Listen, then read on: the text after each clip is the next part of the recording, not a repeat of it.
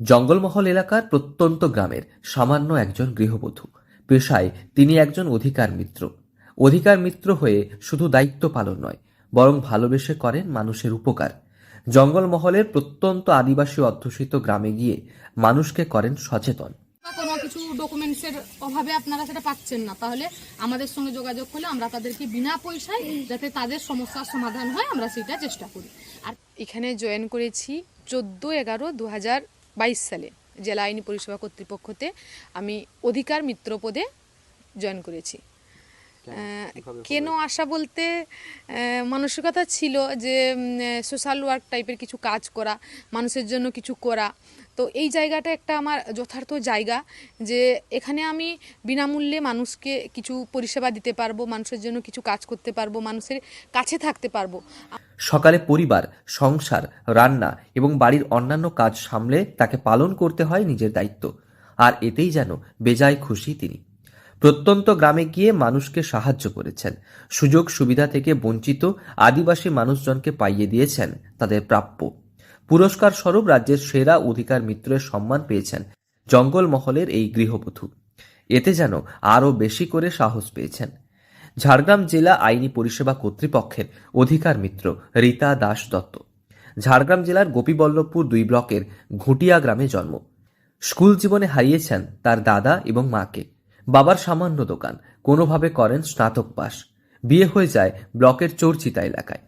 এরপর 2022 সালে নভেম্বর মাসে পরীক্ষা দিয়ে ঝাড়গ্রাম জেলা আইনি পরিষেবা কর্তৃপক্ষের পার্শ্ব আইনি সহায়ক পদে যোগ দেন, যার বর্তমান নাম অধিকার মিত্র। ঝাড়গ্রাম জেলার বেলিয়াবেড়া থানা এবং গোপীবল্লভপুর 2 ব্লক অফিসে তিনি মানুষজনকে সুযোগ সুবিধা দিয়ে থাকেন। দুপুরের পর বের হন গ্রামে গ্রামে।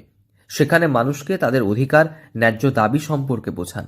আইনি সহায়তা প্রয়োজন হলে বিনামূল্যে দিয়ে থাকেন সেই পরিষেবা। সাহায্য করবে বিনা পয়সায়, তারপরে স্বামী স্ত্রী ঝগড়া লাগলে বিনা পয়সায় কোর্টে সাহায্য করবে। সেক্ষেত্রে কতটা সুবিধা হবে আপনাদের?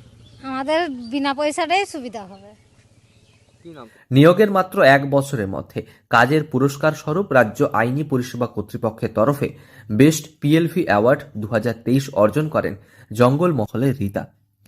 বাড়ির কাজ সামলে সাধারণ মানুষের দোরগোড়ায় বিনামূল্যে আইনি পরিষেবা পৌঁছে দিতে তার এই প্রয়াস শুধু পেশাগত দায়িত্ব পালন নয়, করেন সামাজিক কাজও। বিশেষ করে এই যে তপশিলি জাতি উপজাতি সম্প্রদায়ের যে গ্রামগুলো আছে, মানুষ যেখানে বাস করেন, ওই গ্রামগুলোতে আমাদের ফিল্ডে যেতে হয় সার্ভে করতে, মানে মানুষদেরকে জানতে ওদের কোনো আইনি সমস্যা আছে কিনা বা আইনি পরামর্শ দিতে আমাদেরকে যেতে হয়। তো এই যে ঘুরে ঘুরে কাজ করা একটা মহিলার পক্ষে খুবই কষ্টকর, তবুও করতে হয়।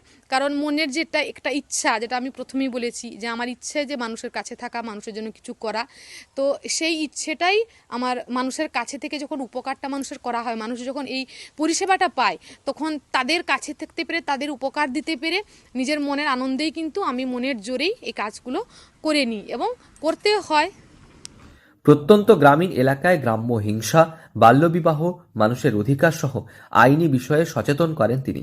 শুধু তাই নয়, এলাকার বিভিন্ন মানুষকে পাইয়ে দিয়েছেন তাদের প্রাপ্য অধিকার। সম্প্রতি চোরচিতা গ্রামের বিশেষভাবে সক্ষম স্নেহাংশু দেকে তার প্রাপ্য পারিবারিক পেনশনের ব্যবস্থা করে দিয়েছেন। এলাকার একাধিক মানুষের সমস্যা সমাধানে এগিয়ে এসেছেন এবং সমাধান করে তাদের সাহায্য করেছেন। দায়িত্ব পালন করে তিনি ক্ষান্ত হন না। সকাল থেকে বের হন, বাড়ি ফেরেন রাত্রিতে। মাঝে পেশাগত দায়িত্ব এবং পেশাগত দায়িত্বের মাঝেই মানুষকে উপকার করেন। এতেই যেন মানসিক শান্তি খুঁজে পান তিনি। যে ধারণা নিয়ে তার এই পেশায় আসা, মানুষের উপকার করে যেন নিজের শান্তি সুদে আসলেই তুলে নেন, তার এই উদ্যোগ এবং পেশাগত দায়িত্বের পাশাপাশি মানুষকে সাহায্য সহযোগিতা সমাজের কাছে দৃষ্টান্ত। ঝাড়গ্রাম থেকে রঞ্জন চন্দ্রের রিপোর্ট, লোকাল 18 বাংলা।